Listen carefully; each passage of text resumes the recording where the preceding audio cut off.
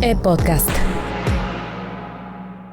¿Qué han hecho bien algunos países? ¿Dónde están los ejemplos de penetración? ¿Cómo le haces para que más personas tengan acceso a estos servicios? A Monterrey le llegó el gas antes que a otros lugares.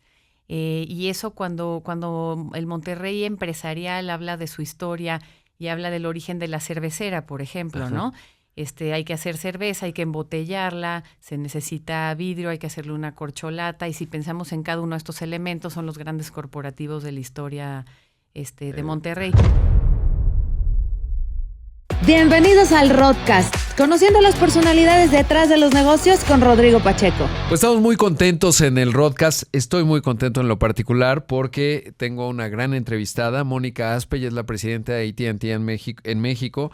Pero tienes, Moni, una gran y larga trayectoria. Has transcurrido por distintos momentos del país, desde distintas cachuchas. Hoy te toca pues una empresa de telecomunicaciones clase mundial, un jugador formidable en México que hizo una apuesta relevante en nuestro país, pero que además es una empresa de tecnología. Y vaya que hoy la tecnología, como siempre ha estado, está en el centro de la discusión por las telecomunicaciones más. Gracias por estar aquí en el Rodcast. Gracias por la invitación, qué gustazo. Oye, quiero irme muy atrás y empezar con tu biografía, porque evidentemente pues tienes una larga trayectoria, pero además vienes de una familia, o bueno, de una familia así, de una gran figura política, y creo que eso, pues desde muy pequeña seguramente te empezó a dar una formación y una visión del país que a lo mejor no es tan común para muchas otras personas. Comenzaría desde ahí.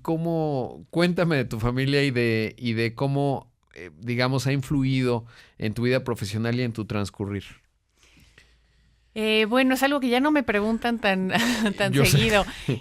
Mi papá, por supuesto, fue una influencia desde el punto de vista del interés por el sector público, por lo público, por cómo se construyen las sociedades, por la economía. Mi abuelo materno fue también una influencia muy importante, arqueólogo, un intelectual. Muy importante, fundador, entre otras cosas, del Museo de Antropología, etcétera. Entonces, tuve distintas influencias, una abuela pintora, otra abuela historiadora, museógrafa, del mundo de la cultura, y otro abuelo también empresario y divertido, y en fin, una familia de muchas versiones distintas y muchas influencias distintas. Que sin duda en lo que me ayudó es que me dio curiosidad intelectual. Más que diría una beta específica de a qué me iba a dedicar, pues fue más bien haz lo que sea, hazlo bien, échale todas las ganas. Y yo diría es una familia que sí tiene asombro, que sí tiene ganas de aprender, y que discute los temas, que estudia, y pues eso es una cosa que yo creo que es de los grandes legados que una familia le puede dejar a una hija. Sí, yo creo que debe ser fantástico. ¿Y qué tanto se mantenía aislado el quehacer cotidiano de todas estas personas muy ilustres, digamos, de la familia, o se discutía y se traía a la mesa y se competía por tener una opinión, o cómo funcionaba esa parte? ¿O se mantenía muy separado? Bueno, muy separado de la política. Sí. Tuvimos una infancia muy normal, me atrevo a decir, muy, muy poco expuesta a lo político. De repente hay algo en la televisión, etcétera, pero no íbamos a eventos de ningún tipo. No vivíamos, como se piensa a veces de la política, en ningún tipo de lujo particular, ni mucho menos. Una vida relativamente sencilla, muy enfocada a la escuela, sin carencias, pero sin lujos. Y yo creo que una infancia realmente muy feliz, muy tranquila y muy fuera del mundo de lo político. Claro. Y en términos intelectuales, porque ya decías, pues somos de una amplia curiosidad, eso debe ser maravilloso. Y a veces lo que uno puede ver y ocurre en las familias es que a los niños, pues como que no los toman en cuenta, y en otras participan de tú a tú, y conforme van creciendo, pues se van integrando. ¿Cómo fue en el caso de tu familia y qué tanto había debate interno con distintos temas, que no solo con los temas políticos, sino en general? Lo había. No, veo familias que son mucho más politizadas en sus discusiones de lo que fue la mía. Lo que había era la importancia del estudio y del aprendizaje, y de destacar en el área que cada quien eligiera. y todos de alguna manera hemos destacado en lo que hacemos y lo tomamos muy en serio. Mucho más ese énfasis en el esfuerzo, en los resultados, que más en las discusiones, sobre todo políticas. De verdad que no era una familia de mucha discusión política, sí de mucho más discusión cultural, intelectual. Claro. Oye, y luego, estudias en el ITAM, ¿por qué estudias lo que estudias y cómo empiezas a decidir lo que vas a hacer? Porque has tenido una carrera muy interesante en términos de que has estado en muchísimos lugares de distintas, ya lo decía al principio, pues con distintas cachuchas. Hoy encabezas una empresa global muy importante para México, pero ¿cómo empieza tu historia? Bueno, yo digo que todavía no sé qué quiero ser cuando sea grande y es una parte broma y una parte es verdad. Sí he tenido una carrera nada lineal y tuve siempre crisis vocacional que de alguna manera me continúa hoy en día porque me gustan muchas cosas distintas. Entré a distintas carreras. Empecé filosofía, hice una parte de letras hispánicas, ciencia política, que es la que terminé, y después me seguí en el posgrado ya por la ciencia política.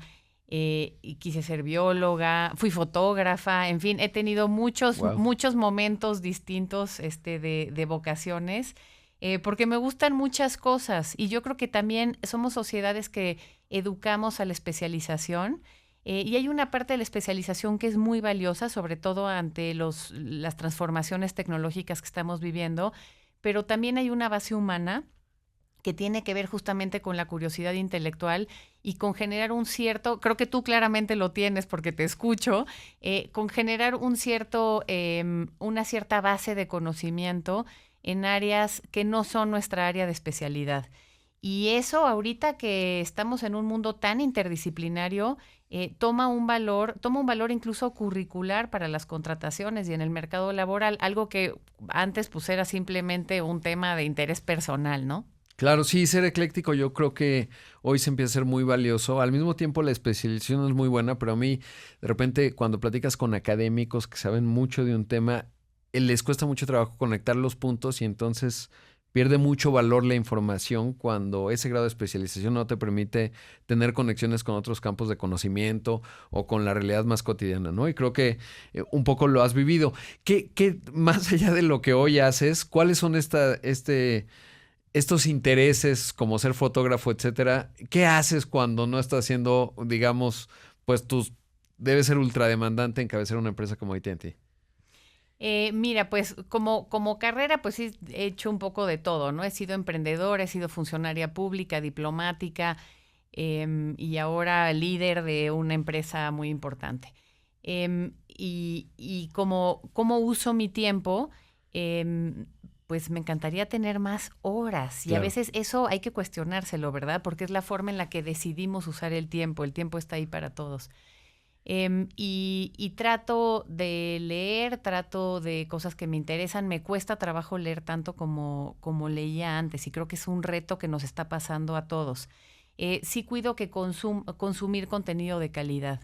Es muy fácil irse por contenido de menos calidad hoy en día por la cantidad de contenido que nos está buscando a nosotros. Entonces yo trato de ser deliberada en qué contenido busco, porque al final eso es lo que alimenta quiénes somos, qué pensamos, qué decimos, cómo vivimos el mundo. Paso tiempo con mi familia, tengo una hija de 8 años, fantástica, entonces y un esposo increíble, y trato de pasar tiempo con ellos. Me encantan los animales, tengo un perro, quiero más, pero no me dejan. Y en fin, trato de ver a mis amigas, de ver a mi familia, de ser muy deliberada también en el espacio que le dedico en mi agenda a estar con gente que quiero, con gente que me llena y con las relaciones que al final de la vida quiero que sean las que he alimentado. Normalmente los niños son los que quieren más perros y los papás no, y en tu caso es al revés. Es al revés. No te dejan tener mascotas. Así es. Qué interesante. Oye, y en este transcurrir, pues estuviste en la administración pública en niveles bastante altos, con visibilidad muy específica, pero además en organismos internacionales. Y lo que te quiero preguntar, ¿cuál dirías tú que es el punto ciego que tienen los ejecutivos con respecto a la administración pública? ¿Cuál dirías tú que puede ser ese punto ciego que no se ve desde una posición de responsabilidad ejecutiva? Gracias, Rodrigo. Déjame contestártelo desde la discusión de la puerta giratoria. Por supuesto que existe algo que no se debe de hacer, que es el conflicto de interés. Sí. Particularmente llevar intereses privados a las decisiones en el sector público. Y eso es profundamente delicado y debe de ser algo que es legislado y controlado, ¿no? Y además que es un tema de ética personal que debemos de tener presente.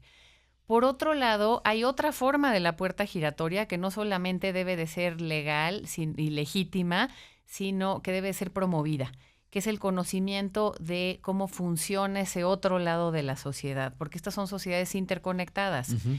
Y el sector público y el sector privado se viven como mundos muy separados cuando las interacciones pues son profundas, por supuesto. Los impactos ni se diga. Cuando llegué yo al sector privado ya en AT&T, encontré cantidad de cosas que nunca vi en el sector público. Por ejemplo, para mí un tema continuo ha sido el de la competencia económica. Y es algo que me importó en lo público y me importa en lo privado. Creo firmemente que la mejor política social es la competencia económica.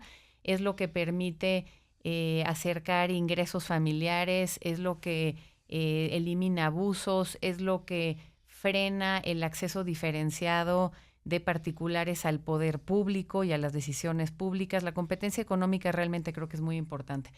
Y yo peleé eso mucho desde el sector público, en temas muy de infraestructura, en telecomunicaciones. ¿Quién tiene acceso en qué términos a qué tipos de infraestructuras, por ejemplo? Y cuando llegué a lo privado me di cuenta que, ay caray, es en los canales de distribución donde se hacen la mayor parte de las trampas. Es en la compra y la venta de equipos en los canales. El desplazamiento sucede mucho más en el lado comercial que en el lado industrial de las telecomunicaciones. Y eso yo no lo vi hasta que estuve en el sector privado. Pude haber sido una mejor funcionaria pública si lo hubiera sabido.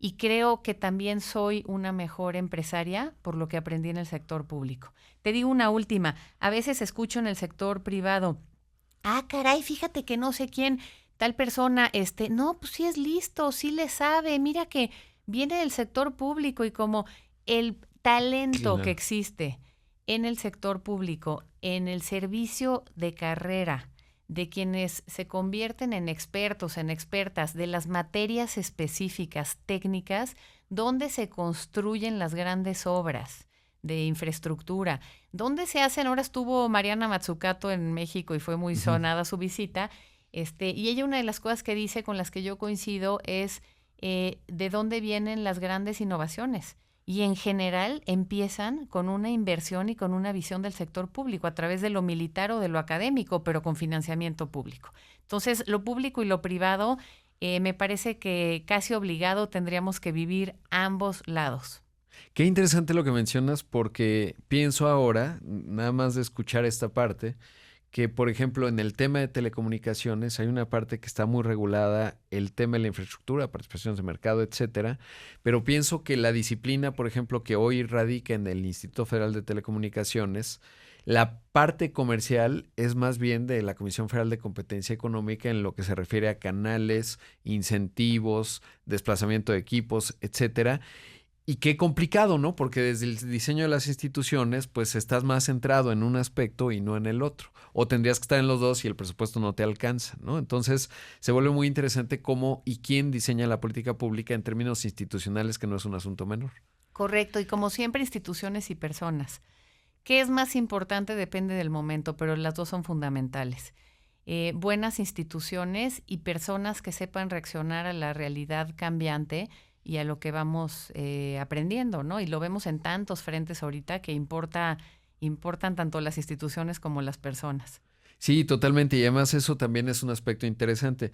En función de qué tanto justo lo que observas tú estuviste en la OCDE y eso te permitía tener una visibilidad digamos, de lo que hacen otros países. No tienes que estar en la OCDE para saberlo, uno lo puede investigar, pero sí es interesante qué es lo que más funciona, ¿no? En esa parte, pesos, contrapesos institucionales. Y me parece que tanto, y ahí creo que para ti es una gran pregunta, ¿qué tanto podemos escapar de las personas, es decir, que tengas instituciones que no depende tanto de quién llegue, si es brillante o no tan brillante, o si de plano va en reversa, y que sea la institución lo que le permita a un país mantener ciertas inercias o seguir un cierto camino. Idealmente queremos las instituciones suficientemente fuertes que aguanten malos momentos en términos de personas que no debieran ocupar esos espacios de liderazgo y sin embargo los ocupan. Pero la verdad es que son las dos. A veces vemos también los grandes casos de liderazgo que en ausencia de instituciones fuertes logran transformaciones extraordinarias, incluso son quienes crean esas instituciones. Entonces me cuesta trabajo. Hay en la ciencia política y en la economía también hay escuelas que piensan que hay un énfasis más de mayor importancia en instituciones o en personas. En mi opinión son ambas. Y sí importa mucho, incluso en las buenas instituciones, el carácter, no solamente los conocimientos, sino el carácter de quienes ocupan las sillas importantes. Claro. Del sector público, ¿quién fue un mentor, mentora, en términos de lo que, y quién te genera admiración? No tiene que ser nacional o internacional, pero ¿quién es alguien que dices, wow, qué perfil? Y luego te pregunto lo mismo, pero del sector privado, ¿no? A lo mejor se comparten ambos mundos porque ya lo decías y lo reflejas, ¿no? Lo ideal es que puedas comunicar las dos partes y habrá quien lo ha hecho. Tú eres un buen ejemplo de ello, pero bueno, no vas a decir que tú. Entonces, ¿quién es un buen arquetipo para ti? Mira, te voy a decir quién influyó profundamente en el sector público, en quien soy hoy como profesionista y como persona, y fue Alonso Lujambio. Fue mi profesor. Trabajar con él era lo máximo porque era consejero en el IFE de Woldenberg de aquellos años, finales de los 90s. Y ofrecía a veces trabajo a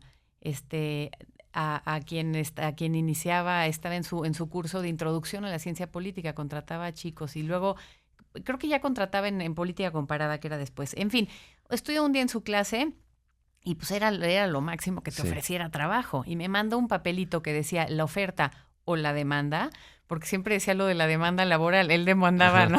Ajá. Es que te sumes como asesora. Y en fin, me entré al IFE y fue un trabajo fantástico. Un personaje muy particular, inteligente, trabajador, con mucha claridad. Decía, la política es cosa digna. Y es una frase que me gusta mucho y que trato de recordar. La política es cosa digna, hacer política es cosa digna. Porque hacemos política para lograr lo que el país, lo que la organización, lo que la sociedad, lo que la empresa necesitan. Y eso es cosa digna. Entonces, me acuerdo de él en eso, me acuerdo en el rigor del trabajo, me acuerdo también en el trabajar. Me enseñó a trabajar en muchos frentes a la vez. Era realmente un mentor de los métodos de trabajo. Cómo tener 20 pistas sobre el escritorio y avanzar en todas. Esa es la gran pregunta que creo que todos nos hacemos, porque todos, y más en estos tiempos, necesitas tener 20 pistas, mucha disciplina, pero ¿cuál dirías tú que es un secreto de Lujambio que aprendiste, digamos, en esas 20 pistas?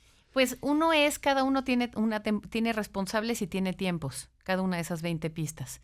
Y necesitamos registrar, cada quien tiene sus métodos, pero necesitamos registrar el momento del seguimiento de cada una de esas 20 pistas. Hay una parte de simplemente cómo funciona el cerebro de cada persona, pero también hay hábitos. Y para quienes tenemos cualidades o defectos en la forma en la que pensamos y organizamos nuestro trabajo, los hábitos son fundamentales. El hábito de la agenda, de las prioridades reflejadas en el tiempo en el que dedicamos a lo que decimos que son nuestras prioridades. El hábito en lo profesional y en lo personal. El hábito en el seguimiento y en la responsabilidad en cada ruta, en cada una de estas pistas de trabajo que tenemos. Y eso es lo que le aprendí. Y fue realmente en ese sentido un gran mentor, y por eso nos reunimos todavía quienes trabajamos con él. Somos amigos y nos juntamos porque tenemos esa escuela, aunque somos personas distintas en carreras muy diferentes. Supongo que varios de ellos son personajes que han llegado a niveles interesantes en el sector público y privado, ¿no? Y debe ser fascinante en cómo pues esa escuela que tuvieron pues ha ido evolucionando y lo puedes intercambiar, ¿no? Ahora, yo creo que una de las cosas que le puede pasar a alguien ecléctico como tú, es decir, alguien que es muy inquieto intelectualmente y no sabes qué voy a hacer cuando sea grande, es la disciplina de mantenerte en ciertos temas, ¿no? ¿Y cómo has logrado disciplinarte en esa parte? Porque el mundo de hoy es maravilloso. Antes de empezar esta entrevista te decía, mira, acabo de ver un artículo de Darío Amodei, que es el fundador de Anthropic y tal, y entonces a lo mejor tenía que hacer otra cosa, pero ya me quedé una hora leyendo aquello. Y quizás no es lo mejor en la gestión, pero si no leo eso, pues dejo de tener conocimiento que me va a servir, no de manera inmediata, pero para otras cosas. ¿Cómo has logrado una mente como la tuya mantener esa disciplina?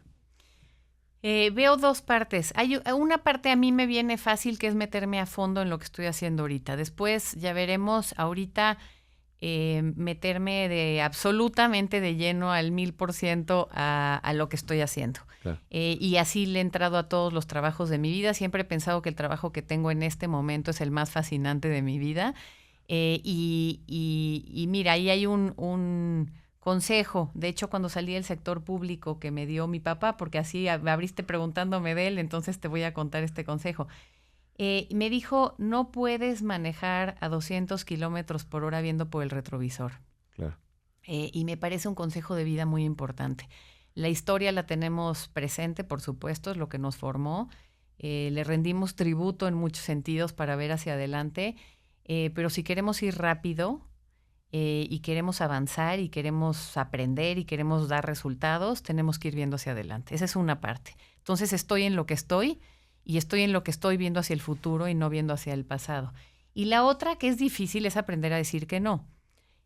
Porque pues justo me gusta todo. Y ahora me buscan para cantidad de consejos divertidos y digo, ay, esa industria me encanta y de esa no sé y quiero estar en la aviación y en los bancos y en los trenes y en absolutamente todo y en el retail y en la transformación digital y en la tecnología. Y pues no se puede. Debe ser periodista para eso. Entonces, exactamente. Yo te oigo y digo, qué envidia, sí puede hacer de todo. Opina de lo que se le antoje. Qué diversión.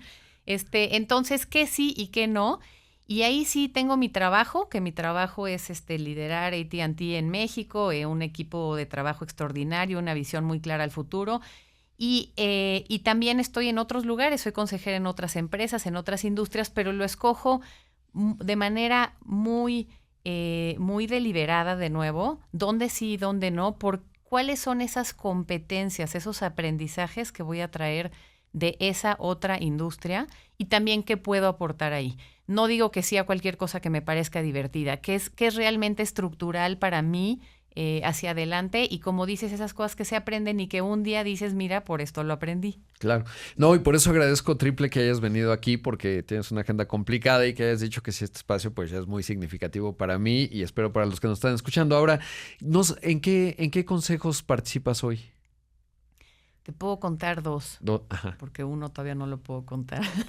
Bueno, ya al aire en radio me lo contarás en algún momento. Exacto. Mira, estoy en Volaris, que es una aerolínea muy interesante, las aerolíneas de bajo costo. Para mí ha sido extraordinario aprender de aviación porque hay mucho de parecido a las telecomunicaciones.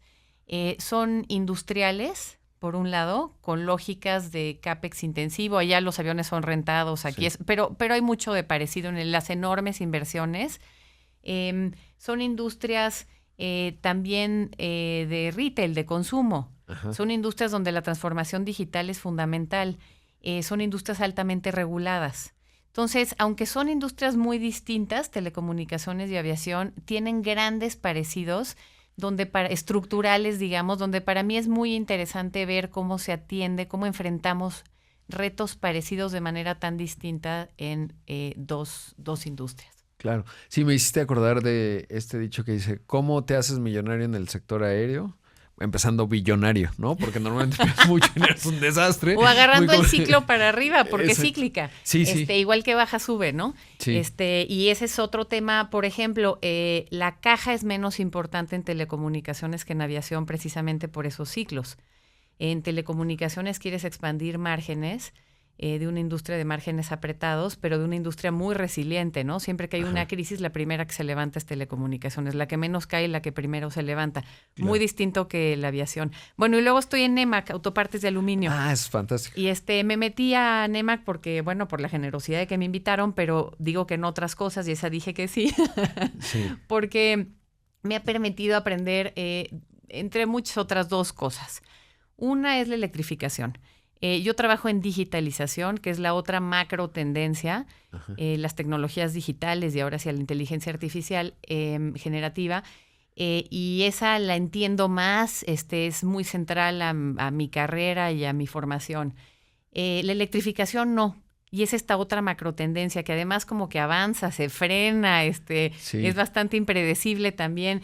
Y la electrificación está en el corazón de la industria automotriz y particularmente del lightweighting, ¿no? De las partes de aluminio para hacer más ligeros los automóviles, que es un tema fundamental en la electrificación para lograr mayor autonomía y eficiencia.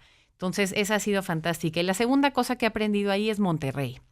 El Monterrey industrial. Conozco Monterrey, sí. Conozco el Monterrey emprendedor, pero no conocí el Monterrey de los grandes corporativos. Y ha sido muy interesante. Es un mundo que era totalmente masculino, que ahora ha tenido un esfuerzo de grandes líderes para propósito, ir incluyendo mujeres, irse abriendo también, no solo hablo de género, sino también irse abriendo más allá de las familias tradicionales de Monterrey. Entonces ha sido doblemente interesante. Monterrey es fantástico porque tienen la cercanía con Estados Unidos, son muy potentes, nacieron como núcleo empresarial lejos de las concesiones, que no están mal, pero que es muy distinto, digamos, a otra lógica empresarial en otras partes del país, en el centro, etcétera, en donde históricamente, digamos, en la segunda mitad del siglo XX, pues el empresariado iba creciendo muy de la mano de los gobiernos. Un poco lo decías, tiene lógica, eso no necesariamente está mal, porque el impulsor muchas veces del desarrollo es la política industrial, y ahí el gobierno es fundamental, pero los regios pues tienen una lógica muy distinta, ¿no? Están lejos del centro y eso les da ciertas características muy potentes en términos de lo arrojados que son, lo frontales que son. Les llegó el gas. Exacto. Eso también hay que decirlo en estos tiempos de discusión energética. Claro. A Monterrey le llegó el gas antes que a otros lugares. Y eso cuando el Monterrey empresarial habla de su historia y habla del origen de la cervecera, por ejemplo, ajá, ¿no? Hay que hacer cerveza, hay que embotellarla, se necesita vidrio, hay que hacerle una corcholata, y si pensamos en cada uno de estos elementos, son los grandes corporativos de la historia de Monterrey. Al mismo tiempo hay que decir que atrás de la cervecera estuvo el gas, porque si no hay energía disponible, barata y ahora sustentable, no hay industrias que crezcan. Claro, es un gran punto. Ahora me haces pensar que debo investigar dónde llegó el gas y no hay industria, pero la correlación es muy obvia. Así es, y si la cultura hizo que llegara el gas o si el gas hizo que llegara la cultura, emprendedora y echada para adelante, que se parece un poco a la discusión de instituciones y personas. Claro, sí, es fantástico, es un gran insight, sobre todo además porque las condiciones, digamos, no tenías mucho que hacer si no es industrial en esa zona. Cuando uno aterriza en Monterrey te das cuenta, ¿no? Aquello es interesante, y hacia dónde van, que eso va a ser lo más interesante. Pero mencionabas algo también que es una característica, y lo diría así burdamente, pero el machismo. Pues tú eres una mujer altamente exitosa, vienes de un entorno pues muy formado, pero ¿cómo lo has visto ese otro componente? ¿Sigue importa y cómo importa? Porque aquí en estos micrófonos han estado varias mujeres y me dicen, bueno, a ver, yo no lo viví tan así, tuve mentores, hombres, mujeres, etcétera, funcionó. Pero al final, cuando vas en alto desempeño, como ha sido tu carrera y tu historia, vas chocando con la realidad objetiva de las cosas. Mira, yo creo que la mujer mexicana, pero diría cualquier mujer, que dice que no ha vivido discriminación por motivo de género, que no ha vivido el machismo en México, o no pone atención, o ya se le olvidó. En las posiciones de poder, esto por supuesto sucede mucho menos. Sucede, porque siempre hay espacios más importantes y espacios donde pesas menos y lo vuelves a ver, pero sucede menos.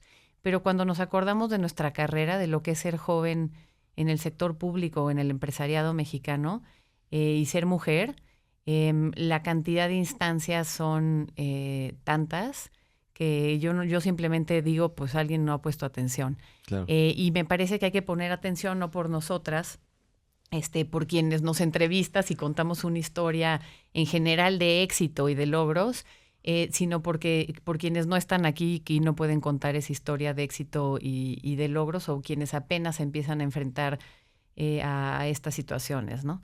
Creo que es clarísimo que seguimos siendo una sociedad así. Estuve en el Consejo Coordinador Empresarial en la reunión con Marcelo Ebrard, que creo que mencionaste, y fue una muy buena reunión, por cierto, muy interesante. Y no es un tema del Consejo Coordinador Empresarial, quiero ser justa. El Consejo representa a los organismos que lo integran. Uh-huh. Y los organismos que lo integran representan a las empresas. Y si no hay mujeres liderando esas empresas, no van a estar ni en los organismos ni en el Consejo. Y a veces le pegan al Consejo y digo, perdón, la cadena es abajo. ¿Por qué vas al Consejo de Empresas Globales o vas al American Chamber y tenemos consejos incluso paritarios? Porque las empresas transnacionales sí están lideradas por muchas mujeres, uh-huh, y son las nacionales las que no. Y hay que decir, o sea, es estadística, pues sí, no es un juicio de valor. Habíamos, yo creo que 3 o 4 mujeres de 100 personas en el cuarto. Quien siga sin notar eso, sin verlo y sin pensar que es una anomalía estadística, pues sigue siendo, sí. Pues digamos, está de frente de nuestros ojos. Oye, y ahí me acuerdo que Vanessa Rubio, cuando era subsecretaria, antes de terminar su mandato, pero había planteado ahí que un 20% en los consejos de administración de las empresas públicas en México, de las que están en la bolsa, tendrían que tener mujeres. Y siempre hay esta discusión si tendría que ser cuotas o cuáles son los mecanismos. ¿Cómo lo ves en tu caso? Bueno, Vanessa es una impulsora de muchos temas, incluyendo sí, y una amiga querida.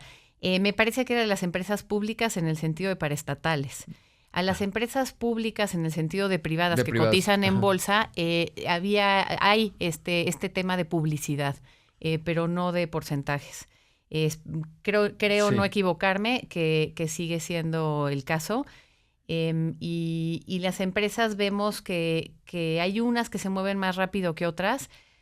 Y aquí hay que tener cuidado con lo que decimos, porque mira, a veces hay el mismo grupo pequeño de mujeres a las que nos invitan a muchos consejos. Uh-huh.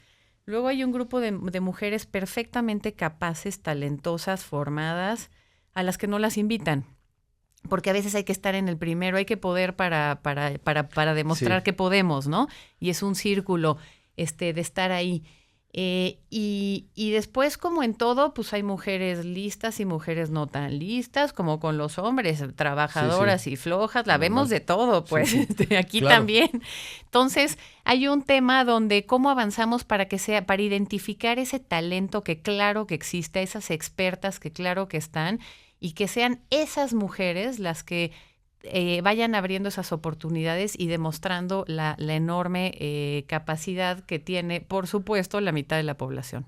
Sí, y ahí me parece, y pongo mi opinión, pero desde mi óptica de periodista es que sí que hace mucha falta. Hay mujeres que son muy buenas, grandes líderes, pero que hablan poco, digamos, participan en pocos foros.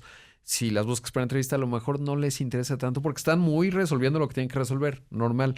Lo que pasa es que, siendo mujer y hablando estadísticamente, pues necesitas ser muy visible para que te vean más, porque eso va a ocurrir 2 cosas. Te van a invitar a más consejos, pero además vas a poner un ejemplo para otras mujeres que dicen, mira ella, cómo está. Y a veces me da la impresión, me ha tocado observarlo, que si son muy mediáticas, al interior de las empresas dicen, bueno, ¿y a qué hora trabaja esta mujer? Porque solo está participando en foros y cosas. Y eso hay que derrotarlo, ¿no? Y demostrar y decir, no, es muy importante que yo como líder, hombre o mujer o lo que sea, esté hablando mucho y porque eso beneficia a la empresa y genera mucho valor, ¿no? Pero creo que es un tema clave y ahí Y de nuevo tiene que ver con la agenda y las prioridades, ¿no? Sí. Yo creo que dentro de las prioridades debe de estar esta parte segunda que decías como de role modeling. Si estás, que se vea que estás, no solo para abrirte más espacios, sino para evidenciar que ese papel lo puede hacer una mujer. Y que eso puede ir bien, y que te vean tus hijas, que te vean tus sobrinas, que te vean las niñas que no te conocen. Y creo que eso es importante. También no hay que volverse frívola, ¿no? Ajá. Y lo digo desde lo personal. De repente, pues ahí me invitan una bola de cosas que digo, si tomo todas, me la voy a pasar peinándome y no estando en mi trabajo. Y mi trabajo es mi prioridad. Sí. Sí tengo estos otros objetivos, sobre todo desde el componente social. Y si me permites, Rodrigo, yo te diría mucho más, que hablamos mucho del techo de cristal, de los consejos, etcétera. Es importante, es otra instancia donde las mujeres tenemos derecho y debemos de estar y vamos a aportar mucho más entre más presentes estemos, pero yo te diría que el foco principal está, como dicen, no en el techo de cristal, sino en el piso pegajoso.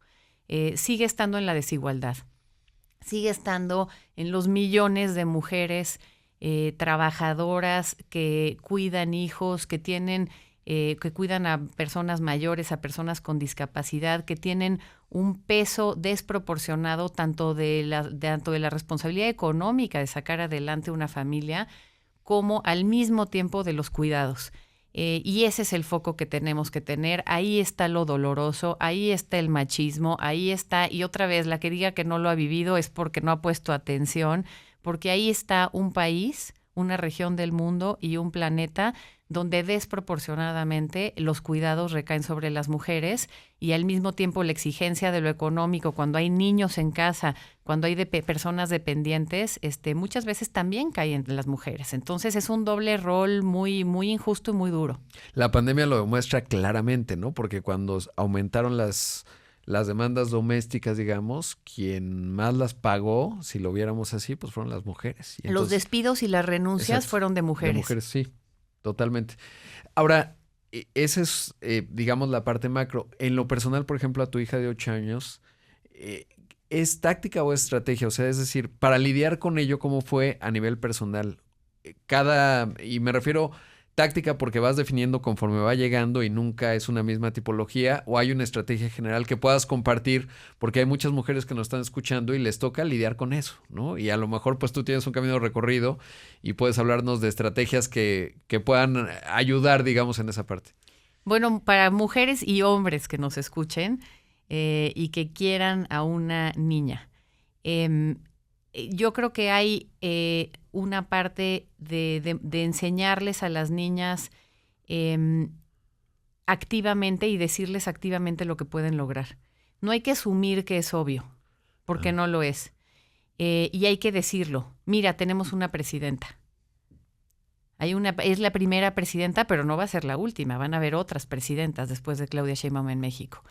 Y es simbólicamente muy importante el momento en el que vemos una mujer mexicana tomar la presidencia latinoamericana y ni se diga norteamericana porque pues sí. Está abriendo brecha. Entonces creo que hay que decirlo. Creo que hay que empujar mucho y ayudar mucho con la parte, por supuesto, académica. Las niñas son las primeras que salen de la escuela cuando hay problemas económicos en las familias. Esto otra vez es estadística, no es juicio de valor. Así es lo que hacemos. La parte salarial, que sepan exigir sus derechos, que entiendan que deben de ganar lo mismo. Las mujeres en México entre 15 y 20% de menor compensación comparada con hombres que hacen exactamente el mismo trabajo. Y eso, nosotros cerramos la brecha de género en AT&T México y la cerramos después de haber comprado empresas que tenían una brecha de género más grande que la del mercado. Para una ingeniero, mismo cuarto, haciendo lo mismo, una gana 30% menos de lo que gana el hombre. ¿Quién puede justificar eso? Y eso hay que hacérselo ver a las niñas. Oye, y eso, porque ¿cómo fue que llegó a eso el diseño? ¿Sí me entiendes? Porque a veces pues me toca entrevistar a muchos líderes hombres y ellos dicen, no, pues yo normal. Y no saben a veces la estructura interna, cómo se hace visible y sobre todo, pues tú estás a cargo de una organización grande como es AT&T, ¿cómo se hace visible? Porque y como que decías, no solo mujeres, hombres, pues, que es fundamental. Y a lo mejor tú estás ahí con tu estructura, tú la tomaste, el liderazgo de una empresa o una posición de responsabilidad y no lo sabes. ¿Cuál es tu teoría al respecto? Porque no veo a alguien que diga, no, es mujer, páguenle menos. No en el siglo XXI, no en un entorno corporativo más o menos competitivo. Bueno, son los sesgos inconscientes, justamente, sí. Y esto pasa en género, pero pasa también en raza, en etnicidad, en color de piel, en origen nacional, etcétera. En discapacidad, ni se diga, ¿no? Y todos esos grupos ganan menos dinero factualmente. Eso, digamos, así es. Mi respuesta cuando me dicen, ¿tendré brecha de género? Si no sabes, la tienes. Bien. Okay. Porque esa es la sociedad que replicas. Ajá. Así funciona la sociedad en la que está inserta una organización. Y si contratas en esa sociedad y reclutas con reglas de esa sociedad, y aunque no quieras tener discriminación abierta, que coincido contigo, yo creo que en muchísimos casos esto no es a propósito, pero estás replicando lo que existe en la sociedad y el resultado es que cuando lo midas lo vas a encontrar y que tienes que hacer un esfuerzo consciente para que eso no suceda. Otra vez, a misma contribución, a misma aportación. No estamos diciendo págale más a las mujeres, porque no, le estamos diciendo págale lo mismo cuando te dan lo mismo en el trabajo que el hombre que se sienta en la silla de junto. Es un gran punto porque primero lo que me hace saber es, no puedes resolver los problemas invisibles. Y si no está visible, quiere decir que, o sea, lo que acabas de decir es fundamental. Si no lo has revisado, probablemente el problema está ahí, es obvio. Y entonces eso es, tienes que ser visible el problema y por eso es importante tener estas discusiones, aunque a veces dicen ya estamos hartos, etcétera, porque te habrá tocado también ciertos círculos que dicen bueno, hay ya agotamiento en el tema de igualdad e inclusión también. Pero pues, es que si no se habla va a seguir siendo un problema invisible como muchos otros que tiene este país y la sociedad en general. Ahora, ¿cómo fue tu ascenso en AT&T? Porque me acuerdo mucho, pues te voy siguiendo en tu carrera.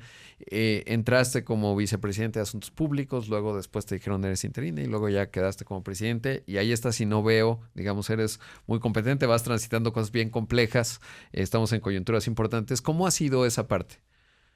Pues AT&T, y habíamos hablado de un mentor en el sector público y de alguien en el sector privado. Te voy a empezar por ahí. Yo entré como vicepresidenta de Asuntos Externos y a los pocos meses me sumaron, digamos, a mis responsabilidades comunicación corporativa. Y eso me permitió meterme en muchas cosas, que es lo que me gusta hacer. Entonces, porque comunicación corporativa, pues la frontera también con comunicación de temas de mercadotecnia, de recursos humanos. Entonces me fui metiendo a la organización y aprendiendo más de, digamos, más allá de lo que era estrictamente mi responsabilidad. Y mi jefe, Laurent Theribel, que ahora lleva US Cellular en Estados Unidos, es un tipo a todo dar y me tuvo mucha confianza y me ayudó mucho. Y mi jefa, Lori Lee, mi jefa hoy en día todavía, que entonces era jefa de Laurent, lo mismo. Y fueron gente, y me puedo seguir con Randall Stephenson, que era nuestro CEO global, y con John Stankey el día de hoy, que es nuestro CEO global. Esas personas, esas 4 y otras, me tuvieron la confianza de que yo podía hacer más. Cuando era vicepresidenta y Laurent me dice, me voy, y yo no te puedes ir, segunda semana creo del home office, y eres lo mejor que ha pasado aquí, y vamos, increíble, y me caes perfecto, y me encanta mi trabajo, no te puedes ir. Pues sí me voy, me dijo, te vas a poner triste, pero también te vas a poner un poco feliz, porque creo que te quedas de interina. Y yo, no, como yo acabo de llegar. Pero bueno, pues así son las cosas en la vida. Y me lo confirmaron en la empresa y estuve de interina 11 meses. El inicio fue muy duro porque era el inicio de la pandemia. Entonces se cayeron 25% los ingresos de la empresa y de todos los ingresos de movilidad. Quienes crecieron sus ingresos fueron los que proveen servicios fijos, porque estabas en la casa o en la oficina, pero cayó mucho la movilidad. Y al caer la movilidad, para quienes ese es nuestro servicio, pues se desplomó aquello. De por sí teníamos números claramente rojos en México, en nuestra operación, y luego con esa caída de los ingresos. Y salió gente del equipo, y en fin, fue muy difícil el inicio, pero también fue un acto de confianza y fue un acto de parte de la empresa de demostrar no solamente que una mujer, sí fui la primera, sino que una mexicana, me parece todavía más importante, porque siempre habían sido expatriados quienes habían llevado la compañía. Que podían depositar su confianza en nosotros. Hoy tenemos un equipo prácticamente mexicano y que habla español, y lo digo así porque hay algunos venezolanos, algunos de otros lugares, pero un equipo realmente local que lleva la compañía. Fue una experiencia maravillosa, fue una experiencia difícil. Tuve que aprender un mundo y meterle todas las horas y el susto del reto de la pandemia. Y a los 11 meses ahí sí tuvimos una conversación donde dije, oigan, ya es lo que hay. Exacto. Ya, pa' bien o pa' mal. Y me ratificaron en la posición. Y van prácticamente 4 años desde entonces. Y ha sido un camino extraordinario, es una gran empresa. ¿Cuál dirías que es la diferencia entre un equipo mexicano en una empresa transnacional y un equipo que viene de afuera? Porque claramente hay diferencias. Hay diferencias grandes. Yo creo que la regla deben de ser los equipos locales y la excepción deben de ser los equipos expatriados o que vienen de fuera. ¿Cuándo hay que recurrir a expatriados? Cuando se trata de una función altamente especializada que alguien localmente no puede hacer, por lo menos transicionalmente, creo que lo justifica plenamente, o cuando hay un tema de confianza donde se requiere de personas que sean conocidas en una organización desde antes porque ya se ganaron esa confianza. Ejemplo, por eso muchas veces los CFOs son del país de origen de la matriz. Y creo que se justifica en ambos casos. Sí. Es nuestro caso, básicamente ese. Nos movimos de muchos expatriados a este escenario del que te hablo y creo que es una muy buena combinación. ¿Por qué digo que la regla deben de ser los equipos locales? Porque el mundo sigue siendo grande y sigue siendo diverso porque se mueve muy rápido. Si tienes que reportar todo para tomar decisiones, tienen que ser equipos locales y empoderados. Claro. Si tienes que reportar todo y tu competencia no tiene que reportar todo y simplemente toma la decisión, te van a ganar porque la velocidad de lo que decimos el time to market, el tiempo de las decisiones se ha vuelto absolutamente fundamental para ganar en un mercado. Decisiones en lo comercial, sobre todo en el frente del cliente, pero también decisiones regulatorias y de otra índole, mediáticas. Hay que tener lineamientos amplios y mucha confianza y empoderamiento para tomar las decisiones de manera local y eso hace que vayan mejor las organizaciones. Y es bien importante porque, por ejemplo, en la parte regulatoria, tu curva de aprendizaje, en esa parte es cero, ¿no? Y es bien importante porque luego cuando me ha tocado incluso, y yo siempre muy agradecido, pero cuando me invitan a alguna conferencia con un CEO que va llegando, tiene que entender el país en sus sutilezas, en su complejidad, no lo que está escrito en la letra, sino en cómo ocurren las cosas realmente y cuáles son los centros de poder real, cómo funciona. Y eso, por ejemplo, un equipo local, pues ya lo tienes dado. Pero cuando viene alguien de afuera, pues es complicada esa curva de aprendizaje y te va a costar bastante, ¿no? ¿Cómo explicas el día a día de lo que estamos viviendo en el entorno constitucional, legislativo, regulatorio, político y de certidumbre para la inversión en México si no tienes un equipo empoderado localmente? De todos modos, por supuesto que hay que explicar, estos son empresas públicas donde invertimos el dinero de otras personas y necesitamos la aprobación de nuestros corporativos para las decisiones grandes. Pero el día a día, pues se nos iría en conferencias explicando lo que sucedió ayer, simplemente. Claro. Sí, totalmente. Sí, las tómbolas y estas cosas. No me puedo imaginar los que tienen que explicar, oiga, ¿y qué pasó con la reforma? Ah, no, pues es que hay una tómbola y se cayó la pelota y entonces una parte. Es difícil. Pero bueno, ¿cómo se ve y cuál es tu visión de la inteligencia artificial en dos aspectos? Uno, pues lo cotidiano, trabajas con ello porque esto está transformando de manera transversal y profunda nuestros métodos de trabajo en cualquier empresa. Y otro en telecomunicaciones, porque lo mencionabas. Si yo quiero ahorita usar el ChatGPT o Cloud o Perplexity o el que sea, pues lo voy a hacer desde mi celular y eso implica una demanda adicional que a lo mejor antes pues mandaba un WhatsApp, pero no hacía eso. Y hoy WhatsApp tiene inteligencia artificial adentro. ¿Eso qué implica para una empresa de telecomunicaciones como AT&T? Y al final, aquí en este espacio, Sergio Rosenhaus, que fue el fundador de Kio, decía algo que acabas de mencionar en la parte de los coches, es ¿cómo transformo electricidad en potencia de cómputo que en la etapa en la que estamos se vuelve inteligencia, ¿no? Entonces es una ecuación entre energía barata y estamos con eso. Vemos un Microsoft que invirtió en energía nuclear, etcétera. ¿Cuál es tu visión de la inteligencia artificial como telco, como empresa de telecomunicaciones y a nivel personal? A ver, primero, en la parte del trabajo, de nuestros procesos cotidianos, después como telco y después en relación con energía, tu último punto. Exacto. Entonces, primero en trabajo y en los procesos del día a día. Mi visión personal y de la organización, aquí hay una alineación total, es que tenemos que empezar a usar la inteligencia artificial generativa como parte de los procesos que ya hacemos.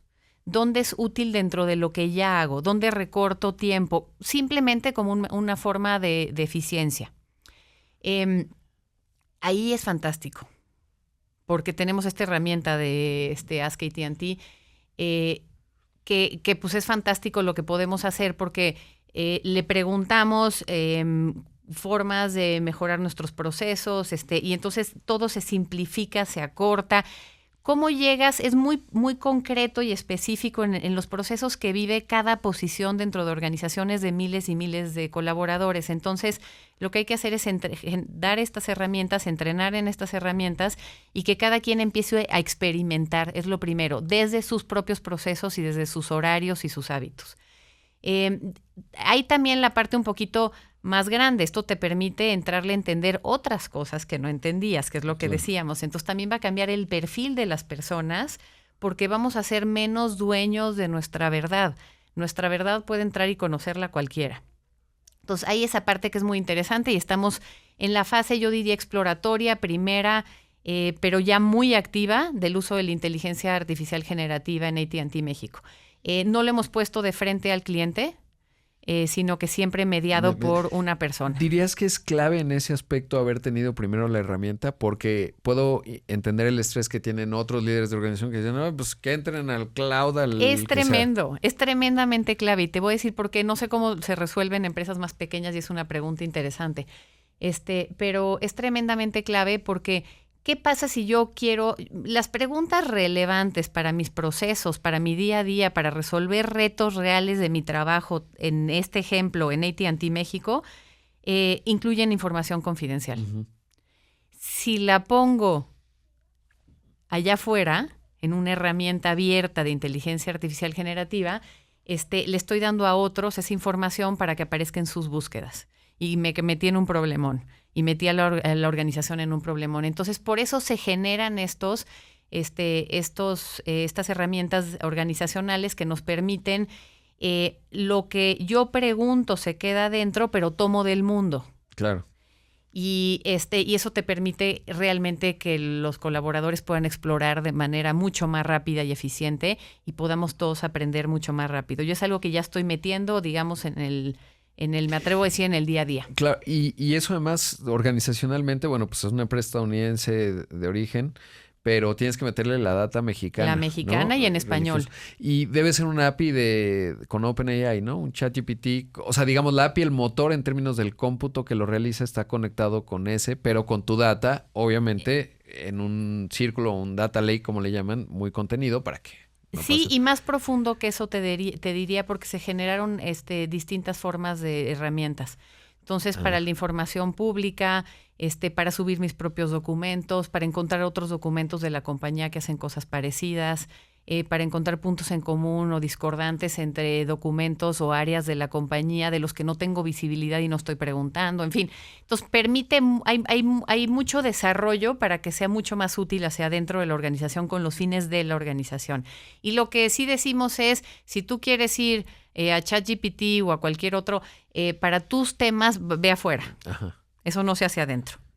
Y en fin, esa es la parte como de trabajo y creo que es muy interesante. Y una cosa que hablo con mi equipo todo el tiempo y que lo creo profundamente es que esto no es una elección de si voy a querer o no voy a querer trabajar con inteligencia artificial. Si queremos ser relevantes, si queremos trabajar en 5, 10, 15, 20 años, vamos a vivir muchos años, esperamos, sí. Justamente por los descubrimientos de estas propias tecnologías, tenemos que entrarle. Entonces, no soy una experta y muchos en mi equipo no son expertos, pero nos estamos volviendo y estamos entrándole con toda la velocidad. En la ola previa le entramos a la transformación digital con agilidad, trabajamos en fábricas ágiles, redujimos enormemente el tiempo de salida al mercado, etcétera. Entonces, ya es una organización que está acostumbrada a que viene cada par de años la siguiente ola tecnológica y el siguiente ajuste en nuestros métodos de trabajo. Claro, modo aprendizaje. Modo aprendizaje. Ahora, en términos de telco, ¿qué era el segundo punto? En telco, lo que te diría es, es una herramienta central a nuestro futuro. Telco está en un momento muy interesante globalmente y déjame dar un paso atrás para no contestártelo nada más desde la inteligencia artificial, sino ¿dónde está telco? Uh-huh. La industria de las telecomunicaciones en el mundo. La economía digital, nuestras vidas digitales corren sobre redes de telecomunicaciones, cuyas inversiones han hecho las empresas de telecomunicaciones globalmente, pero han monetizado las empresas que corren sobre las redes. Entonces, esto pasó claramente en 4G y es un reto muy grande de la industria. Por eso los retornos a la inversión en telco a veces son menores que el costo de capital. Y ese es un problema global para cualquiera cuyo negocio, empresa, actividad tiene que ver con algo digital, algo conectado, cualquier cosa. La economía ya es la economía digital en gran medida. Y tenemos que resolverlo. Hay distintas iniciativas para ver cómo se resuelve. El crecimiento extraordinario y el market cap extraordinario de las empresas tecnológicas sucedió sobre las inversiones de las telco que permitieron la conectividad que permitió esos modelos de negocio. Yeah. Entonces, eso fue en 4G. Ahora viene 5G. Estamos desplegando todo 5G. Y ahí la gran pregunta de, pues, ¿cómo le hacemos? Por eso hay países que van más lento. Sí. Todos podríamos, tecnológicamente, la tecnología está, todos podemos ir a la misma velocidad. Pero ¿dónde están los retornos? Porque los casos de uso de 5G todavía no son tan palpables. Hay los empresariales, por supuesto que sí, los industriales, ¿no? Sí, el Internet de las cosas. La red, y las redes privadas para la producción en plantas manufactureras, por ejemplo. Eso es muy claro el caso de negocio. Lo que pasa es que es marginal. Sí. El caso de uso, que es lo que te fundamenta, el caso de negocio de 5G en B2C, en clientes masivos como eres tú y como soy yo en lo personal y de quienes nos escuchan, no es tan claro. ¿Qué haces distinto en 5G de lo que hacías en 4G? Pues vas más rápido. Sí. Pero ¿qué haces distinto? Ahora, 5G sí permite cosas distintas y por eso es mucho más caro. ¿Cómo le hacemos para que eso se desarrolle? ¿Qué permite? Bajas latencias. Las bajas latencias es entre que lo mando y llega o entre que lo mando y regresa, ¿no? ¿Eso por qué es importante? Porque para un auto que se maneja solo, un sensor que percibe al peatón, si ve en 4G, pues accidente. Sí. Si ve en 5G, perfecto, se da cuenta y frena más rápido de lo que hubiera frenado un ser humano. Exacto. Operaciones a distancia, todas estas aplicaciones fantásticas de 5G. Todavía no hay un uso masivo de eso, pero sin embargo el despliegue de las redes a nivel masivo ya está sucediendo y los retornos no están claramente ahí. Entonces, ¿qué pasa ahora sí a tu pregunta de inteligencia artificial? Es que además me haces pensar algo que ahorita te cuento. Dime. No, es que hay toda una discusión y yo estoy muy metido en eso, tratando de entender en términos de qué tanto las empresas que están desarrollando los modelos fundacionales de inteligencia artificial, los OpenAI, los cloud, la vinculación que hay ahí con los Microsoft, etcétera. Hay varias, Google, obviamente.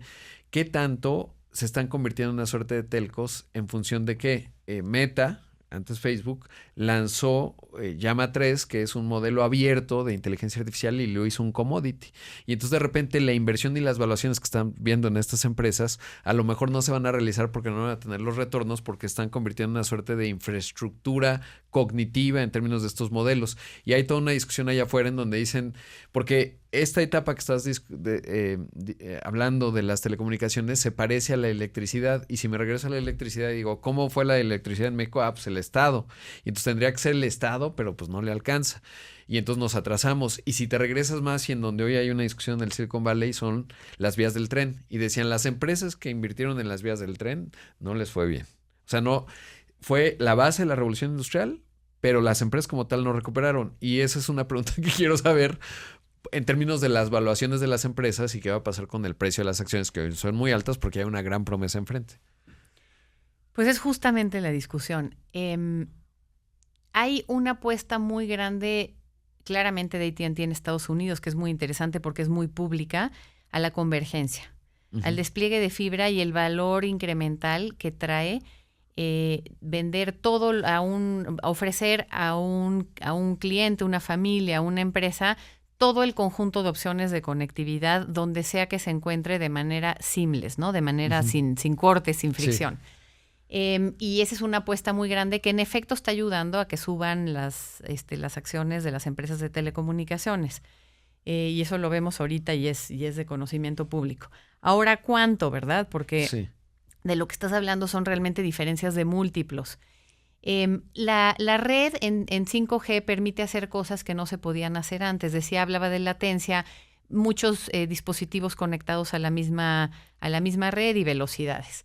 ¿Qué es lo que esto permite? Permite que mucho del procesamiento, de la inteligencia, del computing, suceda lo que le dicen el edge, en la orilla de la red.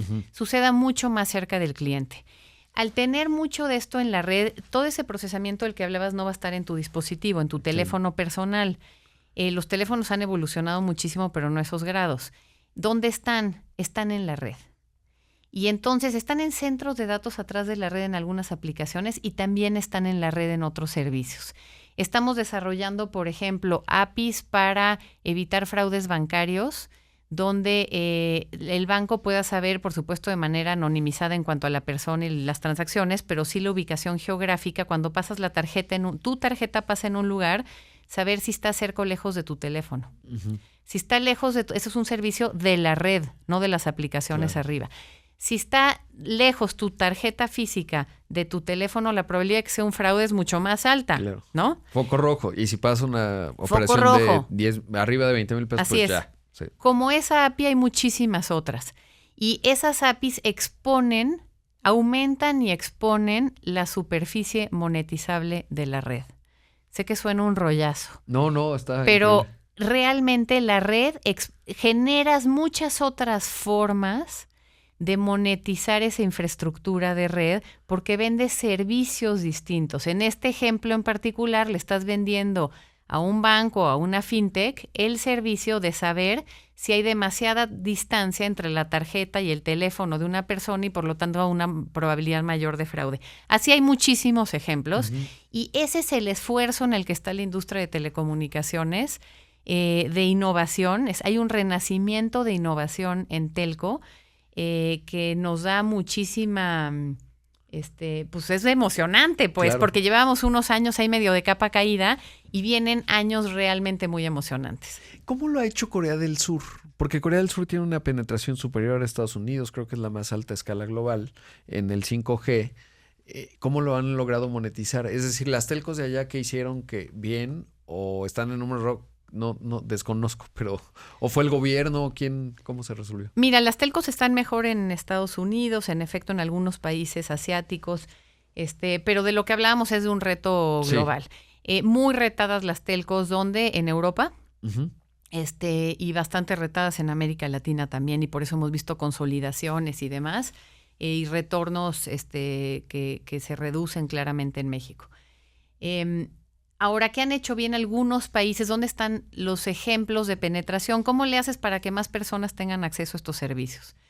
Te lo voy a aterrizar en México. Sí. En México porque México es un país, es un muy buen ejemplo porque es justamente renta media, ¿no? Entonces, México tiene un doble reto. México tiene que cerrar las brechas digitales, acercar a la tecnología y conectar con lo básico, con 4G, con un teléfono, a las personas que están fuera del ecosistema digital. Porque si estás fuera del ecosistema digital, no tienes acceso al crédito, vas a ser pobre. Es realmente, sé que suena muy extremo, es real. Porque la pobreza en gran medida, ¿cómo se sale de la pobreza? Con acceso al financiamiento. Y el acceso al financiamiento, el acceso a crédito, está crecientemente vinculado a la digitalización. Entonces, salir de la pobreza sin digitalización es algo muy difícil. Entonces, está esa parte. Y hay dispersión geográfica, donde viven menos personas, con menos recursos, más lejos unos de otros, pues es donde más difícil es llevar redes. Y ahí es, por cierto, donde está la función clara del Estado para generar esquemas de conectividad que aseguren que todo el mundo tenga acceso. Claro. Sí, bueno. Bueno, y el otro. Y sobre todo pienso que, por ejemplo, ahora Starlink, el internet satelital, es un ejemplo interesante en Brasil en términos de no lleves la infraestructura necesariamente física porque no te da ni nunca se va a pagar. Y además eres un estado que no tiene tanto dinero. Y además, bueno, los problemas de administración pública en términos de conflicto de interés, lo estoy diciendo lo más elegante que puedo, pues es un asunto, ¿no? Entonces hay cosas que lo pueden llegar a resolver de otra forma. Sí. Pero en el caso... pero los satelitales en el margen, es bien interesante, es un complemento porque lo más costo-beneficio, ¿dónde es por el menor costo por usuario de llevar una infraestructura? En cada tipo de lugar. Primero, en lo más urbano, siempre es lo cableado, siempre es la fibra. Lo más eficiente. Después te vas yendo hacia, digamos, si vamos de urbano a rural, después es la movilidad, ¿no? Las redes móviles 4G, 5G. Y si te sigues moviendo, eventualmente llegas puedes pasar por los cableros en algún lugar, pero vamos a brincárnoslo para cerrar el ciclo, porque ya estamos hablando de fibra móvil y al final está satelital. Cuando ves el costo por usuario, sigue siendo más caro.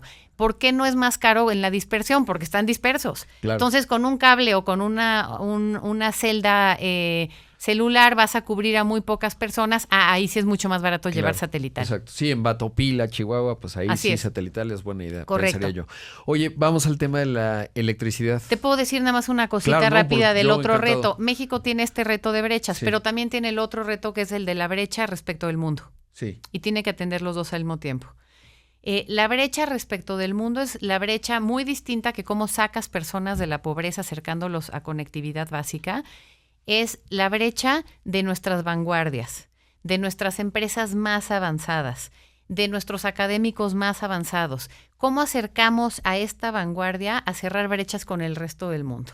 Y ahí le tenemos que entrar a inteligencia artificial, tenemos que acelerar despliegues de 5G, tenemos que asegurarnos que tenemos la conectividad necesaria para la calidad de las redes necesarias para la manufactura de mayor valor agregado. Tú has hablado de esto. No puedes hacer semiconductores en México si no generas las infraestructuras básicas de energía, de agua, de telecomunicaciones, de infraestructura de transporte, etcétera, en torno a esas inversiones. Entonces, ahí también es fundamental y tenemos que trabajar en los dos frentes al mismo tiempo. No nos podemos dar el lujo de hacer uno solo y de enfocar la política pública a uno solo de los dos. ¿Cómo lo ha hecho Corea? ¿Cómo lo han hecho otros países? Competencia económica. Claro. Competencia económica y claridad del rol público y el privado. Y por eso es tan importante el regulador, ¿no? Porque a veces se puede pensar que el diseño regulatorio, por ejemplo, del valor del espectro, ¿no? No me quiero poner tan técnico, pero pues es clave porque ahí le das acceso, es un bien público, pero lo que tú quieres como Estado mexicano, pues es que más gente tenga acceso. No ganar dinero de ahí, ¿no? Porque vas a ganar más dinero cobrando impuestos si tienes inclusión financiera a través de servicios digitales o si tienes empresas mucho más productivas, clase mundial, porque tienen acceso a esta infraestructura, ¿no? Y correcto. Es la forma de verlo, pero a veces yo creo que cuesta mucho trabajo. Correcto. Porque tienen que sacar adelante el paquete económico 2025. Sí, los derechos de espectro son un impuesto. ¿Ese impuesto qué hace? Que esta ecuación de hasta dónde es rentable llevar las redes móviles te hace chiquito el círculo. Uh-huh. Si relajas ese impuesto y aseguras, obviamente, que las empresas lo reinviertan, que nosotros reinvertimos el 100% de nuestros ingresos, entonces con nosotros no hay riesgo, lo creces, ¿no? Y entonces llegas mucho más lejos y entonces reduces la necesidad de subsidio público para cubrir otras zonas. Exacto. Y en la parte, esto no es binario conectado o no conectado, también cómo estás conectado, que ve esta brecha segunda, la brecha contra el mundo, la de nuestras vanguardias, ¿no? En esa aseguras también que vas a poder tener mucho más espectro en el mismo lugar que te permita usos mucho más sofisticados. Hacías la pregunta de inteligencia artificial. ¿Quieres inteligencia artificial? Necesitas más espectro tiene que ser más barato en las zonas donde se va a estar usando de manera más intensiva. Es fundamental y creo que el ejemplo del coche es clave. No vamos a tener Waymos o coches robotaxis ahora de Elon Musk si lo logra en unos años. Pues porque no vamos a tener cómo se sostenga eso, ¿no? En términos de que tenga conectividad. Energía, conectividad. Exacto. Y voy al último. Infraestructura de transporte. Exacto. Energía, porque al final yo creo que el nombre del juego no cambia. Es energía eléctrica y más que nunca. Sobre todo porque bien ya lo mencionabas, una cosa son los data centers, que ahí corren estos modelos fundacionales, pero hay otros componentes de la infraestructura que son fundamentales y nosotros todavía estamos en la etapa más básica, ¿no? Que es... pues tengo un parque industrial muy siglo XIX o muy siglo XX, pero pues no tiene electricidad. ¿Cómo se resuelve? ¿O cómo lo ves más bien? Pues no sé cómo se resuelve. Mira, yo creo que México está en y sé que se ha vuelto un cliché, pero porque es verdad. México tiene enfrente una oportunidad histórica. Las oportunidades no duran para siempre, se va a cerrar la ventana, tenemos que brincar y tomarla. Y es una oportunidad, por cierto, que nadie nos regaló. Llevamos 3 o 4 décadas deliberadamente trabajando para construir esta oportunidad que tiene México enfrente de convertirse en parte realmente de América del Norte. Somos la fábrica, la manufactura de Estados Unidos. Ahorita que hablamos de automóviles, no hay un automóvil estadounidense. Uh-huh. No existe. Son norteamericanos. Son norteamericanos. Quítale el componente mexicano y no compra nadie, compra uno con esos precios. Entonces, Queremos más automóviles norteamericanos. México, Estados Unidos y Canadá tenemos que realmente estar juntos en esto. ¿Y qué necesitamos hacer? Pues necesitamos los factores de la producción disponibles a buenos costos. ¿Cuáles son esos factores? El primero es la energía. Limpia, predecible, ordenada, a buen costo. Infraestructura de transporte. Y ahí seguridad es fundamental, obviamente, que es parte del transporte. Telecomunicaciones es uno de esos temas. Infraestructura de agua. Necesitamos agua. Ahorita que hablas de inteligencia artificial, el reto del agua es enorme. No podemos tener inteligencia artificial si no atendemos el reto del agua. Si resolvemos estos temas de infraestructura y nos enfocamos en la calidad de la educación, en el talento, la oportunidad va a llevar a México a una transformación radical en 2 o 3 décadas. Como lo hizo Corea, es un país que se transformó en muy poco tiempo. Lo podemos hacer nosotros también, esa transformación. Está ahí la ventana, viene la revisión, el review del TEMEC, y pues es fundamental que le entremos con todo desde el sector público, por supuesto, pero también desde el privado. Pues con esa visión, Moni, muchas gracias por estar aquí. Te agradezco mucho, porque sé que tienes que ir a una reunión, inicia el CEO Dialogue y estas cosas, que es bien importante, pero creo que se han tocado distintos temas y además se han cerrado círculos muy buenos, como por qué los regios son los regios, pues porque tuvieron energía. ¿Por qué México tiene que ser una potencia? Pues tenemos que resolver estos 5 aspectos, que hay que verlos en ese orden y entender cada uno de estos canales. Hablando de saber administrar la agenda, pues la agenda del país se tiene que administrar con esa disciplina. Y si no, pues tenemos que señalarlo para que pues vayamos sabiendo por qué no llegamos en un futuro, por qué no se cumplió la eterna promesa de México. Pues porque no fuimos disciplinados con la agenda o teníamos concepciones equivocadas. No profundizo más en el tema porque nos quedamos aquí toda la mañana, pero muchísimas gracias. Espero que volvamos a hablar pronto. Muchas gracias a ti, qué gusto haber platicado. Pues ahí escuchó a Mónica Aspe, la presidenta de AT&T en México, en este Rodcast. Gracias por acompañarnos. Los podcasts son como del 2019. Lo de hoy es escuchar el Rodcast con Rodrigo Pacheco. Esta es una producción de Excelsior Podcast. Derechos reservados. México 2024.